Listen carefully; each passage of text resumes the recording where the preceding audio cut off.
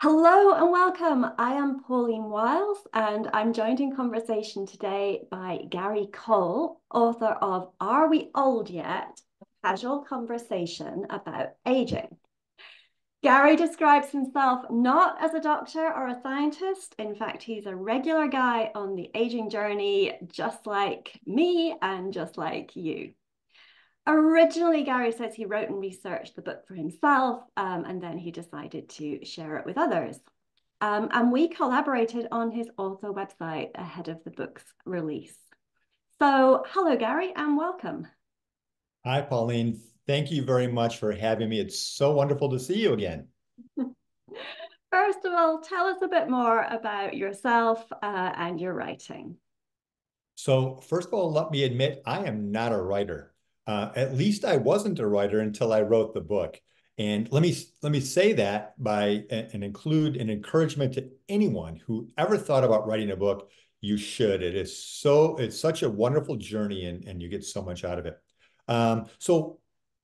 Yes, I wrote a book. It's called Are We Old Yet? A Casual Conversation About Aging. And you mentioned I didn't start writing the book to share with others. It was never meant to be a book to share with others. It really started out as a research project. And I'd like to tell a little story from the book, actually, that sort of suggests why I wrote the book. And it dates back 6 years ago. I was at my 45-year class reunion. Now, let me do the math for you. At 45 class reunion, I was 63 years old, and it's important to the story, so you need to know. So now you can do the math. I'm 69 now. So at the time, we went to this 45-year class reunion, and as part of the activities, there was a big group of us that went to the Friday night homecoming football game. It was a wonderful experience. We had a great time catching up, but something small happened that made a critical change in my life. And here's what happened. At the end of the game, a group of the students, teenagers, 16 to 18, walked by, and one of them looked up at our group and yelled out, pointed and yelled at, "Look at all those old people." And at first, my first reaction was to look around to see who could they be talking about, only to quickly realize that they were, in fact, talking about me and my friends. And for the first time in my life, at the age of 63, I asked myself, am I old? Am I old yet? And that started this research project because I didn't know how to be old. Now, let me be clear. Getting old is easy. You get up, you go to bed, you do your thing, you wake up the next day, and you do that enough times, and some 16-year-old person's going to look at you and say you're old. So that part's easy. But what I didn't know how to do is age well. I didn't know how to age well. So I started to do research on what it was like to age well. And in doing so, I take notes. I take copious notes. In the book, I tell the story about I actually wrote the book with a pencil before I typed it. But so I took all these notes and I put them in folders and files and I stuck them in the corner. And then one day, after 2 years of research, I looked in that corner and I said, I think I have a book over there. And so from those folders and from that research, I wrote the book. Um, Are We Old Yet? So the book itself has 35 chapters, which I call conversations. And the topics range from biological explanation of aging, the 14 hallmarks of aging, the telomere sequencing, the senescent cells, and the mitochondria dysfunction. And all the science geeks are going to love those 3 chapters. My wife hated them. There's another chapter about the search for the fountain of youth, and there is a fountain of youth, but it's just not what we think it is. I read about the blue zones, the 5 places in the world with the most centenarians. And I also talk about the transition into our retirement, sort of the fourth quarter of our life, if you're a football fan, and what's important in doing that and making it a life well lived. But the common theme in all of this is aging. It's a very optimistic outlook on getting older. Hey, by the way, I also write blogs on the topic, and it's on the website. We'll talk more about that. And I write a blog 2 times a month. And here's the important thing. Here's the important thing. I am having so much fun with this book thing that it's just really the time of my life. So thank you very much for asking who I am. And I can attest, Garry says he's not a writer. In fact, the writing style in this book I absolutely love. It's extremely readable. I often get a bit glazed eyed with science books and health books, but this one really hits the mark as far as I'm concerned. Garry, this is a perfect question, I'm hoping, for you with your research and your book. Yeah. Are we ever too old to sit down and try to write a book? So yes, that is a perfect question for this book. And let me answer it with maybe an obvious statement that would be said by most. We are never too old for anything in our life. Although it's not true. It's not true. I am too old, for example, to climb a 6-foot ladder or jump out of a plane. But you know what? That is my decision. I decide what I'm too old for. Let me remind people that Colonel Sanders was in his 60s when he started the Kentucky Fried Chicken, KFC. But you are never too old to write a book. And here's the key thing. You are only too old if you tell yourself too old. And let me just say, with regard to writing a book, being older may be the best time to write a book for 3 reasons. Number one, we have more time on our hands. Number two, we have this thing that we develop called wisdom. We're able to focus better and understand the nuances of life. So we're probably best able to write a book at this time of our life.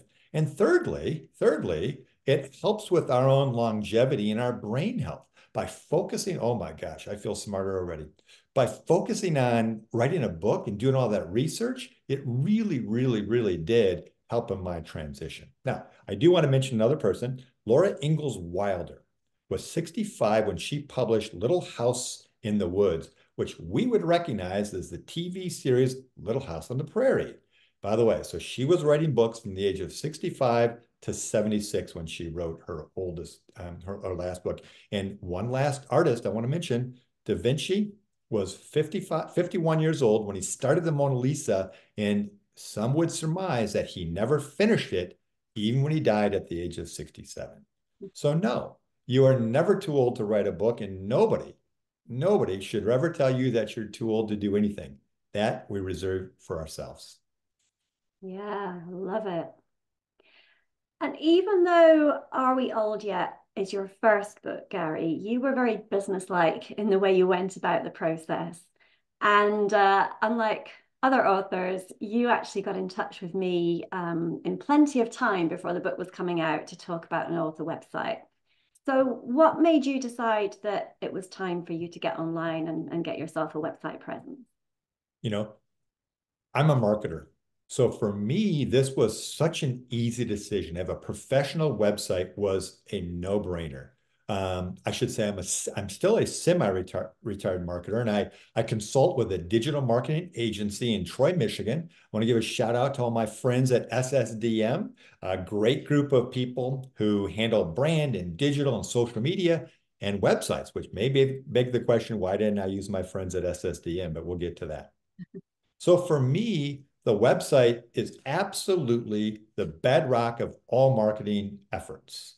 It's a place to establish our brand, build an audience in our platform, and really build awareness. So any and all brand information and efforts really starts with the website. So for me, Pauline, it was where can I find a website? How do I find an expert to help me? Because I am not the expert, and even the company that I work with, they're not an expert in building websites for authors. So that's how I came and that's how I found you. Google search. I found you through a Google search. Yeah, very cool. Yeah. And then what about the rest of your book marketing strategy and how do you feel the website fits in alongside that? So I use the term bedrock of marketing efforts, and that really is probably the best way to describe what a website should and could be for marketing efforts. It really houses all of my key brand assets and messages, if you will. Talks about the book, talks about my speaking engagements, and it houses the content and the blogs that I'm writing. And then in addition to that, all of my marketing outreach drives people to my website. I do an email twice a month. I do social media posts with my blog and other things. By the way, I've joined every older adult Facebook group there is on Facebook. I think I'm up to about 35 of Facebook groups, so I'm getting a lot of information about how to be old. And I post on those sites, and because that's my audience, that's my audience. I'm on LinkedIn, and you know where I'm getting great results? Next door. I never thought it, but I'm some of my blog posts are blowing up on Nextdoor. But in every case, I'm driving people back to my website to read the blog on my website, so then maybe they can connect with me and build part of my audience. So yes, my brand, my conversation, and let me just mention my brand for a second, who I want to be and how it's reflected on my website. So you kind of mentioned it. I want to be known as that guy on the aging journey, having a casual conversation about getting older. And there's two key brand characteristics or brand elements that are reflected very well on my website. Number one, knowledgeable. Number two, I'm likable. I always thought to myself, and I told people, the people who are going to buy my book are my friends, my friends. So I just need to be more likable and have more friends. And I think my website does a great job of making me that person, more sound knowledgeable and likable. So yeah, the website is a huge part of my brand, and all of my marketing depends on that. And that's interesting that you say that some of your blog posts are very successful. I get a few glimpses of some of the engagement with blog posts on your site. How do you feel it's going with the blogging? You know what? I'm not a writer. Did I mention that up front? So writing a blog takes me longer than probably a blogger would do and sit down and write, 400 words in an hour. So I do research on most of my blogs. So the research is a few hours, and then the first draft is a few hours, and then editing. So I publish a blog every 2 weeks on the 1st and the 15th.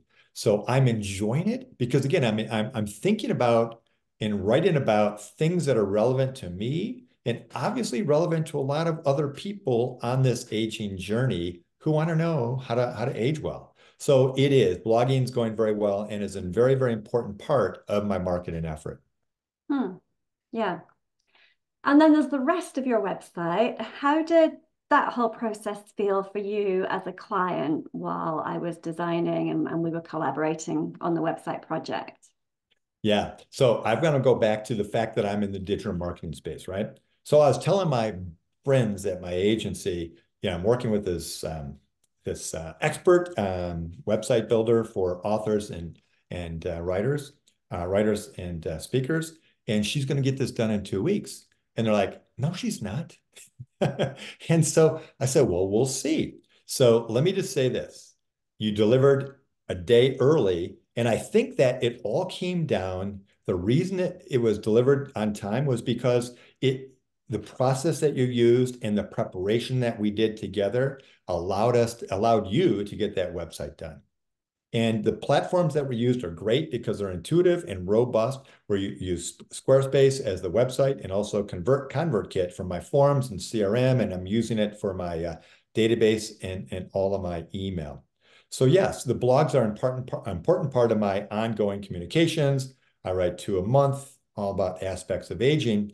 And so the website and the process was absolutely seamless. And oh, there was one concern I had even after we first met. I said, I don't have a clear vision as to what this is going to look like. And I'm like, I was worried about that. And then when you came back with the design, I'm like, okay, that's why I heard Pauline, because you heard what I said, and you translated that into an on-brand website that communicated exactly what I wanted to do. So yeah, the process was great and surprised not only me, but all of my doubters at my agency. So it was cool. Yeah, I love that. And in fairness to your agency colleagues, many of the websites are a lot more simple and fewer pages than I'm sure that the agency is building for other clients. It was a little of that. And yeah, you're quite right that knowing what an author needs and the pages that best support that certainly play into the process. Yeah. Yes, very much so. And so your website has been live for, oh, quite a few months now. Um, 6 months, yeah. oh wow, time flies. What difference do you feel it's making? What results are you seeing from the website? So before I launched my book, I had this vision in my mind. I wanted to sell blank many copies. And let's just say I've far exceeded that. And I wanted to sell, I figured myself, I've got this many friends, so I'm going to sell that many copies, right? Well, let's just say that I must have way more friends than I thought I had because I've far exceeded that. Matter of fact, I far exceeded that in the pre-sale of the book. And people ask now, hey, how's the book going? So let me give you the answer that I gave them. I said, great. It's far exceeded my expectations. It was a number one seller in an aging category. As a matter of fact, my book is still in the top 2% of all books being sold on Amazon, and usually it's in the top 1%. I booked over 15 speaking engagements, and the book has only been out for 3 months. But maybe the best gratification, the best thing that I've heard and the best results has been the feedback from my readers. So many people have said, I love the book. It's made a difference in my life. And wow, I called a friend. I visited my parents. I'm eating better, or maybe they say, I'm looking for that passion that you write about, that purpose in life, that ikigai from the blue zones that you talk about. And you know what? All of those, I'm glad I'm selling books, but that really makes a difference to me that people are telling me, wow, your book made a difference to me in my life, even a small change. And I'm really, really enjoying that.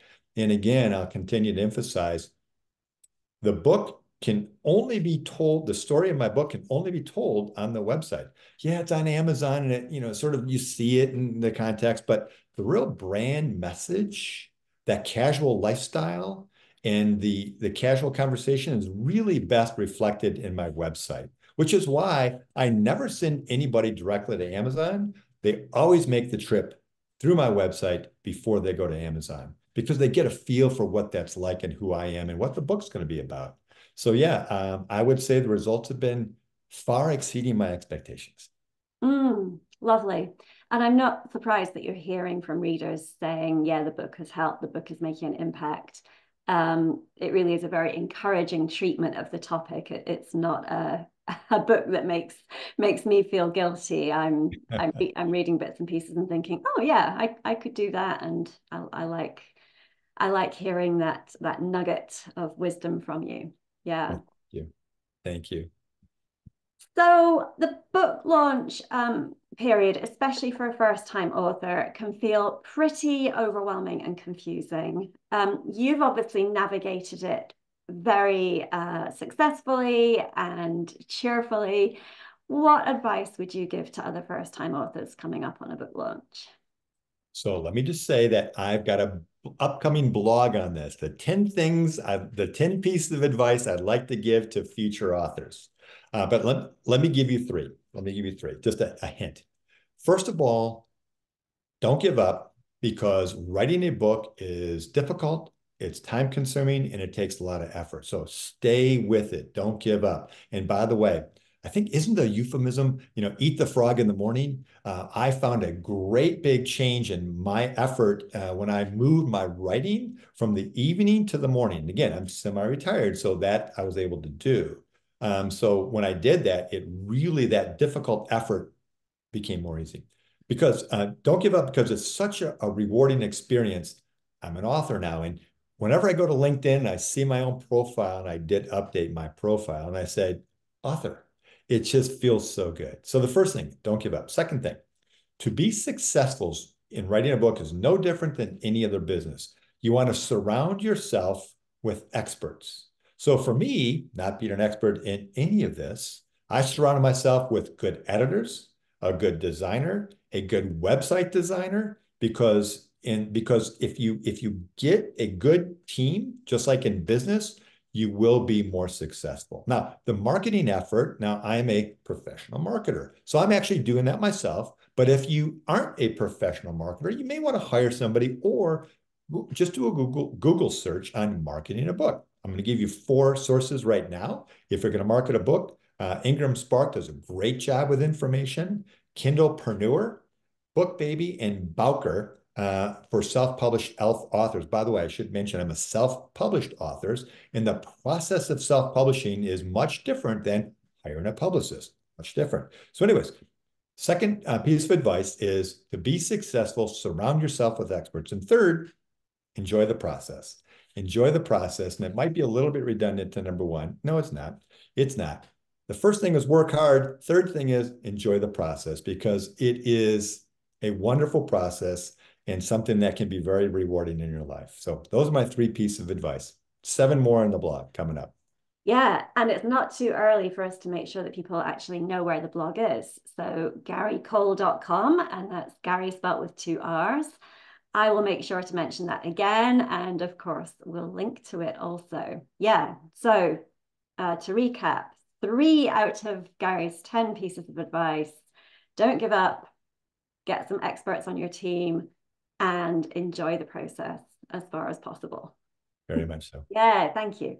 And yeah, definitely head to the blog and sign up for Garry's email list to make sure that you don't miss those other tips that are coming. Wonderful. Yeah. Anything else that we haven't covered, Garry, that you would like to mention? Well, the only thing I'd like to do, Pauline, is to thank you for having me on. Thank you for building me a killer website. I get so many compliments on my website. You know, you made the process easy. You helped me out. And if anybody out there thinks that they can't afford a professional service, let me just say this. You can't afford not to have a professional website.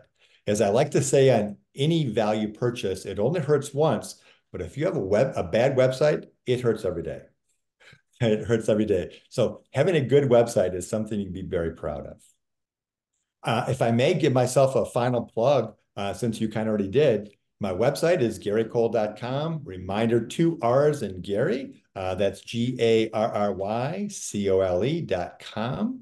And Pauline kind of covered why you want to visit, but you can link to purchase the book.